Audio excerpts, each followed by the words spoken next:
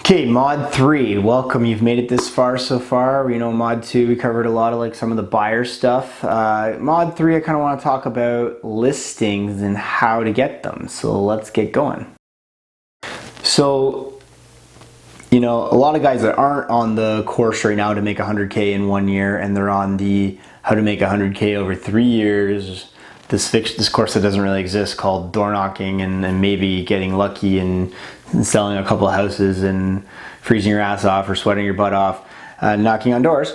They're not getting listings probably as much as I do because, you know, what happens? You knock on the door. You're spending your time, okay? And don't get me wrong, there's guys that kill at this, but probably not day one agents. They're probably day 5 years in, right? Knock on the door. Do you want to sell? Oh, we're thinking of selling in June and whatever month it is now. Right? It could be 2 months out, 3 months out. Then you got to kind of remain in contact with these people. You don't even know them. And what are they going to probably go do? Shop around a bit, talk to other realtors. And then all of a sudden you're going to be driving by and you see a sign on the lawn and you'd be like, but I talked to you and I was sending you like content and Christmas cards and this and this and this. And like, they're not loyal to you. So I stayed away from those people. How I got listings was, again, I talked about calling property managers and finding out landlords that need to sell. Landlords was easy because it's just business. And if I could tell them like I have business buyers that want to buy their business properties, it can come together and it can be off-market double-ending deals. Plus I had all the background in investment properties. I was very easy talking to landlords about their properties because like I knew what tenants go through. I knew how to like handle tenants. They felt comfortable with me listing their properties. Then it just started spiraling again because you're talking to people that own real estate, and then all of a sudden you might be selling their personal house because they just know you. And then that happened more and more and more. My joke is like, oh, Jeff, can you sell my grandma's house? Even though I've been like helping them out buy a little duplex or triplex, but like, oh, my mom's looking for a condo, and like all of a sudden I'm doing that. Should I do all the different niches? No, but in my first year, you take everything you can get, and I just like kept doing stuff, and stuff kept coming back, right? So I was doing condos, I was doing multifamily, I was just doing residential. Didn't matter because you trying to make that 100K. Well, my first couple of months I didn't make very much at all. I didn't even cover this. I was an idiot. I gotta do a chapter on this. I'm gonna do the next chapter. I had a partner. Write that down. Should you have a partner? I'll cover it on a different video. So again, it's all the networking and stuff like that. You're eventually gonna be hooking up flippers. Flippers are great for listings, okay? Because you're gonna find them the property. They're gonna buy it. You provided the value, you provided the off-market property, they bought it, and then they're gonna list with you. And if they don't list with you, with your really good commission rate, and they decide to cheap out, and they go for a really shitty, sorry, I can't say that, right? Really, a brokerage that's not charging a top service because they're cheap, then they just shot themselves in the foot, guys, because you are the brand, you have all the knowledge, you're just never gonna give them a flip again. And this is the way you gotta think. I talked about it on different videos.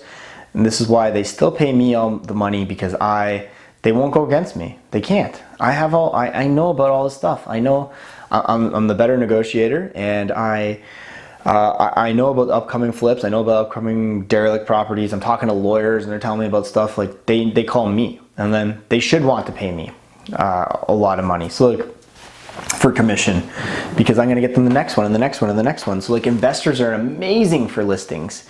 Residential, in your first year, if you want to make the 100K, it's great. You're going to get them, but then they're not moving again for a while. Maybe they refer you, and hopefully they do. But I'd stick with a lot of investors if possible.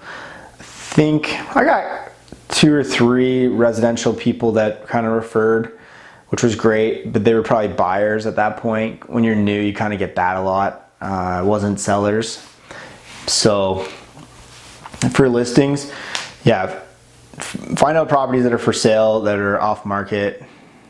Like, and then see if they'll list it with you. And if they won't list it with you, then you go to your buyer pool and be like, I know about this property that's for sale. And it's not even a listing, but then you're just double ending it because you're bringing in the buyer and you're getting it done off market. And then maybe like they come in, they fix it up because they're gonna flip it, and then they put it on the MLS, and you're the realtor standing there with your tie on, eating all the cupcakes at the open house. Don't do it. So that's a couple of ways to get some listings. Other than that, like it literally, right now I can feel like I'm dead, and I'll get a phone call being like, so we're thinking of listing in July. And because I already know them at the networking events and stuff like that, I just get the job. I don't have to interview at all. My broker, Dan, had called me at one point, and I'm like, I'm at a listing appointment. And he says, don't leave till you get it. Now think about that. He's like, don't leave till you get it. And I was like, Dan, I already have it. Like, don't leave till you get it. And I'm like, what do you mean, Dan, don't leave till I get it? I already have listings when I go to listing appointments. And it all comes from the swagger of like already networking and knowing these people. They just call me. I'll be going to lunch with flippers, and they're gonna be like, so we need you to sell 1 in July and 2 in June. Think about that, guys. That happens to me. This can happen to you as well. Like, I didn't knock on their doors. I didn't do anything. I just provided all the value. I showed them like where the properties were. They want me to list the property. They're not going to go with a cheaper option. They're going to pay me because I'm going to get them the next 4, the next 5. Again, they can go against the family and the family, me, and they won't. And I'll remember that. So like they don't. Like, I'm the brand. They need me. So that's how I get the listings. So focus on that more than going out hunting, door knocking for your food. Do you want to sell? No. Okay. Do you want to sell? No.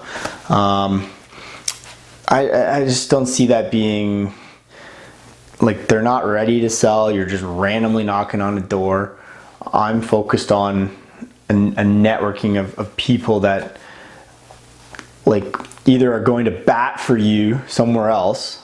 Maybe they're not looking to sell, but then when they go back to their office, you just get a phone call, and then it'll be like, I'll be like, hello? And they'll be like, is this Jeff speaking? And I'll be like, yes. And they'll be like, oh, you don't know me, but you sold Susie's house, and I'm thinking of selling right now.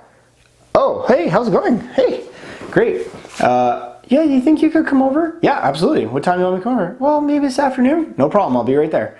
And then you're like, boom, listing. That's how it happens, guys, okay? So focus on the networking again. I know it's all networking. It's easy, all networking. Don't go home. Hang out all night at social clubs, DocuSign, and work your ass off, all right?